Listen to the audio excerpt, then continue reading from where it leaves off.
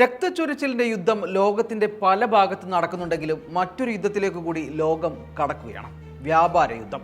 American പ്രസിഡന്റായ Donald Trump അധികാരമേറ്റത് മുതൽ നടപ്പിലാക്കി വരുന്ന തീരുമാനങ്ങളിൽ ഏറ്റവും പുതിയ തീരുമാനമാണ് ലോകത്തെ പിടിച്ചുലക്കുന്ന വ്യാപാര യുദ്ധത്തിലേക്ക് പോകുന്നത്. കാനഡ, മെക്സിക്കോ, ചൈന എന്നീ രാജ്യങ്ങളിൽ നിന്നുള്ള ഇറക്കുമതിക്ക് അധിക നികുതി ചുമത്താൻ അമേരിക്ക തീരുമാനിച്ചതാണ് പുതിയ പ്രശ്നത്തിന് കാരണം. പ്രത്യക്ഷത്തിൽ ഇത് ഈ രാജ്യങ്ങളുടെ പ്രശ്നമല്ലേ എന്ന് തോന്നുമെങ്കിലും കാര്യങ്ങളുടെ കിടപ്പ് അങ്ങനെയല്ല.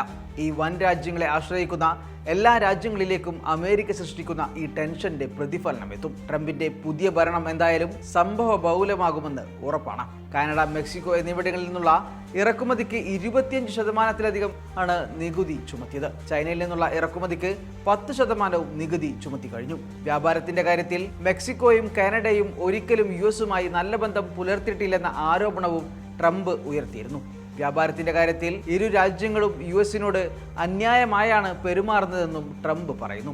കാനഡയുടെയും മെക്സിക്കോയുടെയും സാധനങ്ങൾ യുഎസിന് ആവശ്യമില്ലെന്ന് പറയുന്ന ട്രംപ് ആവശ്യമായ എണ്ണ രാജ്യത്തിനുണ്ടെന്നും അവകാശവാദം ഉന്നയിക്കുന്നു. എന്നാൽ ഇതിന് അതേ നാണയത്തിൽ തിരിച്ചടിയുമായി കാനഡ എത്തി. പിന്നാലെ തിരിച്ചടി ഉടൻ ഉണ്ടാകുമെന്ന പ്രതികരണവുമായി ചൈനയും എത്തി.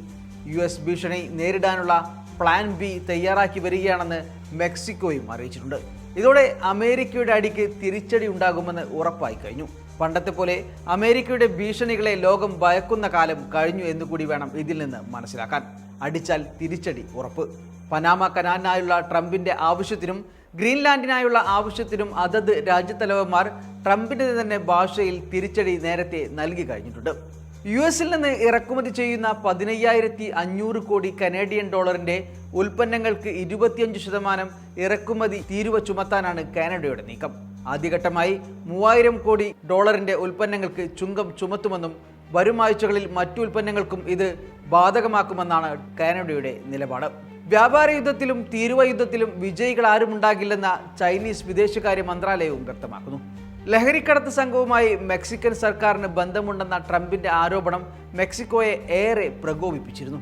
യുഎസ് ഉൽപ്പന്നങ്ങൾക്ക് 25% ഇറക്കുമതി തീരുവ തന്നെ തിരികെ ചുമത്താനാണ് മെക്സിക്കൻ നീക്കമെന്നാണ് പുറത്തുവരുന്ന സൂചന. ലഹരിക്കടത്ത് സംഘങ്ങളുമായി മെക്സിക്കൻ സർക്കാരിന് ബന്ധമുണ്ടെന്ന ട്രംപിന്റെ ആരോപണം മെക്സിക്കോയെ ഏറെ പ്രകോപിപ്പിച്ചിരുന്നു. ഇതിനും ചേർത്തുള്ള തിരിച്ചടിയാകും വരുന്നാളുകളെ സംഭവ ബഹുലമാക്കുക.